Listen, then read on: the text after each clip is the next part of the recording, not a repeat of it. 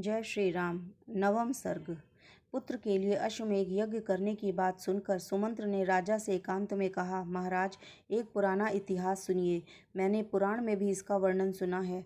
ऋतिविज्ञों ने पुत्र प्राप्ति के लिए इस अश्वमेध रूपी उपाय का उपदेश किया है, परंतु मैंने इतिहास के रूप में कुछ विशेष बात सुनी है। राजन, पूर्व काल में भगवान सनत कुमार ने ऋषियों के निकट एक कथा सुनाई थी।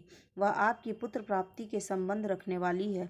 उन्होंने कहा था, मुनिवरों, महर्षि काश्यप के विभांड नाम से प्रसिद्ध एक पुत्र है। उनके भी एक पुत्र होगा जिसकी लोगों में ऋष्यशृंग नाम से प्रसिद्धि होगी।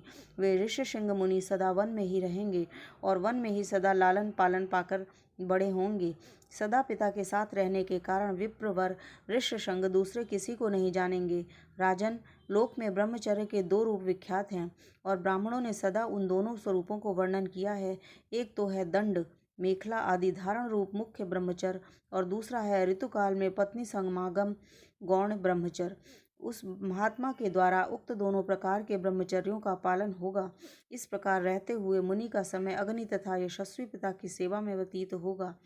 उसी समय अंग देश में रोमपाद नामक एक बड़े प्रतापी और बलवान राजा होंगे।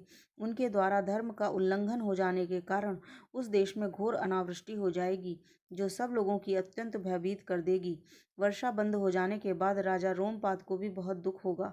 वे शस्त्र ज्ञानी हैं और बढ़े चढ़े ब्राह्मणों को बुलाकर कहेंगे, विप्रवरों, आप लोग वेद शास्त्रों के अनुसार कर्म करने वाले तथा लोगों के आचार विचार को जानने वाले हैं, अतः कृपा करके मुझे ऐसा कोई नियम बताइए जिससे मेरे पाप का प्रायश्चित हो जाए।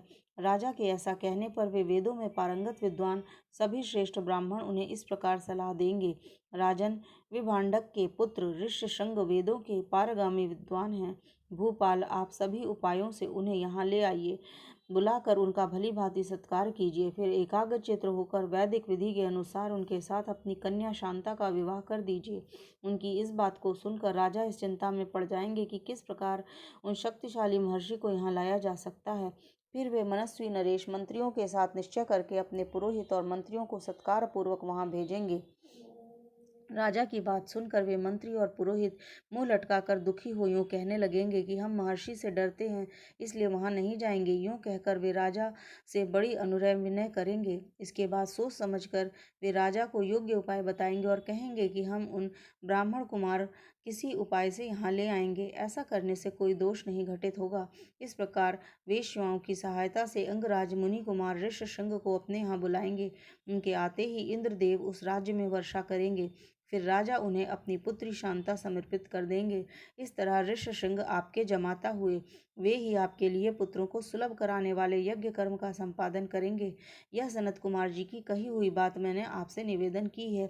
यह सुनकर राजा दशरथ को बड़ी प्रसन्नता हुई। उन्होंने सुमंत्र से कहा, मुनि कुमार, ऋष्यशृंग को वहां किस प्रकार और किस उपाय से बुलाया जाए, वह स्पष्ट रूप से बताइए। जय श्री राम।